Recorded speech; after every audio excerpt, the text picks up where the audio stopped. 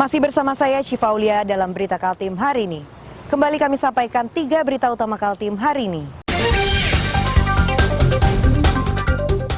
Diduga akibat korsleting listrik, sebuah gudang pencucian milik salah satu hotel di Samarinda terbakar.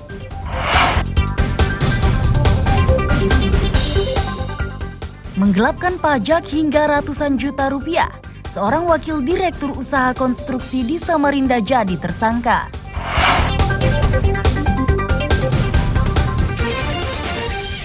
Warga Jalan Sentosa Dalam, Samarinda memiliki cara berbeda untuk menyindir pemotor.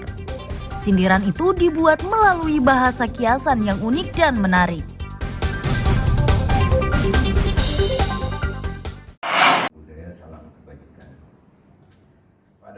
Seorang wakil direktur perusahaan yang bergerak di bidang konstruksi di Samarinda diserahkan kepada Kejaksaan Tinggi Kaltim karena telah menggelapkan pajak hingga 476 juta rupiah.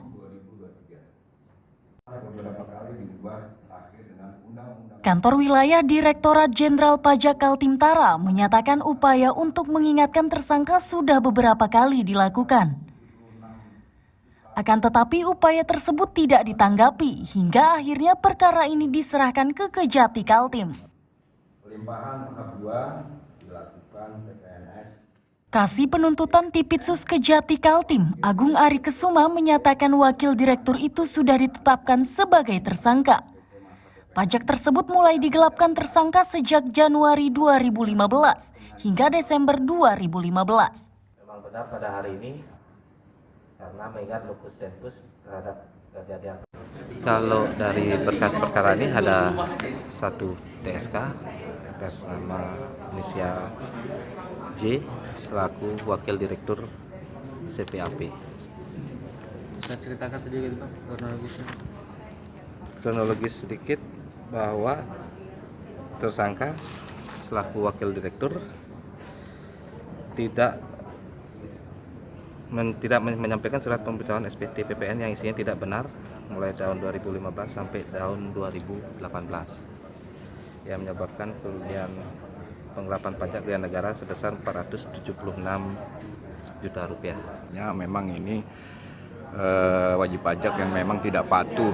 Jadi wajib pajak ini memang tidak patuh dan memang sudah diperiksa kemudian dihimbau dan ternyata memang juga tidak bisa melunasi pajaknya yang sudah digunakan dan ini harus kita proses sesuai dengan undang-undang.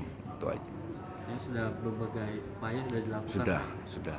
Sebelum sudah memasuki wilayah tersebut untuk penahanan dan lain-lain itu sudah melalui proses yang panjang. Jadi mulai dari KPP, apakah dia lapor tidak lapor, kemudian apakah dia bayar tidak bayar, itu sudah dicek semua.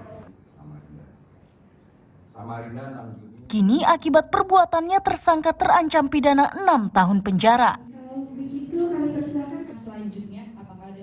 Amir Hamzah dan tim liputan melaporkan dari Samarinda.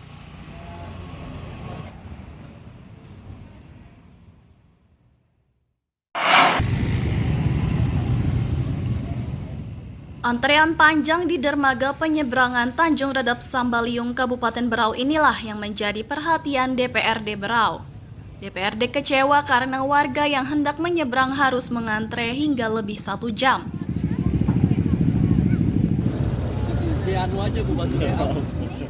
Ketua DPRD Madri Pani menyebut situasi di jembatan penyeberangan itu bukti ketidaksiapan pemerintah daerah. Bahkan jadwal penutupan sempat terjadi tarik ulur. DPRD bertambah kecewa karena pemerintah kabupaten mengajak koordinasi DPRD setelah timbul antrean panjang. Hari ini ditutup kami dan bahkan dibuang korban dan segala macam. Pemerintah daerah kan tidak ada surat tertulis secara resmi bahwa mau menutup tanggal 1. Tiba-tiba dijanjikan tanggal 15 ditutup tanggal berapa kemarin, 4 atau 3. Ya wajarlah masyarakat panik. Maksud saya, tolonglah masyarakat ini diberi pelayanan yang prima, diberi kenyamanan supaya benar-benar bisa menerima keadaan yang ada sekarang. Jangan sampai menyengsarakan masyarakat. Kalau ada bahasa dari pemerintah daerah bahwa ini kebijakan provinsi, bertanggung jawabnya untuk mengecek ke lapangan kesiapan pembangunan proyek yang dari provinsi itu ya bukan dong melalui OPD-OPD terkaitnya. Ini masa 1 tahun tidak ada persiapan, baru sekarang ada rapat, baru sekarang ada koordinasi, sekarang baru bingung, kan aneh. Kita ini dipilih masyarakat, digaji masyarakat, ya berbicara kepentingan masyarakat. Selasa siang pengerjaan jembatan Sambaliung masih berlanjut. Rencananya perbaikan ini akan berlangsung hingga September 2023 mendatang.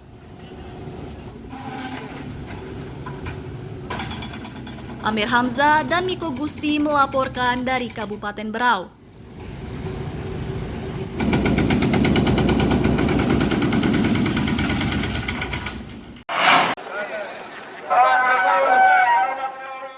Simulasi penanganan pemilu merupakan salah satu upaya polisi di Penajam Pasir Utara untuk mengantisipasi dan mencegah terjadinya gangguan keamanan pasca pemilu 2024.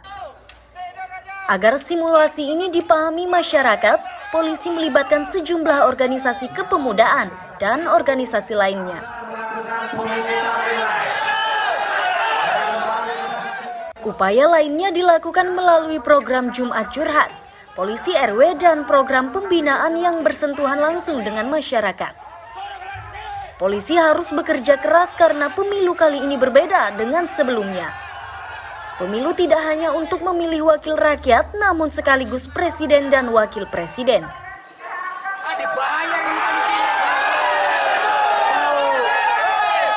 Memang khusus untuk PPU, kerawanan memang dari awal sudah kita ciptakan untuk pengamanan, untuk menciptakan situasi Kamtipmas di mana beberapa program kita semacam Jumat Curhat ya, kemudian ini berlanjut ya, kita terus kemudian ditambah lagi kemarin program Polisi RW. Harapan kita jadi sebetulnya sampel saja, jadi teman-teman yang mendapat tugas menjadi polisi RW itu bisa komunikasi dengan lingkungan, terutama Pak RT sebagai ujung tombaknya masyarakat itu untuk mengajak, membangkitkan, ayo situasi keamanan kita ini bukan orang lain yang mengamankan, di lingkungan kita inilah kita yang mengamankan. Sejauh ini situasi dan keamanan di Penajam Pasir Utara masih kondusif. Daerah ini kini menjadi perhatian serius setelah salah satu wilayahnya ditetapkan sebagai pusat ibu kota negara.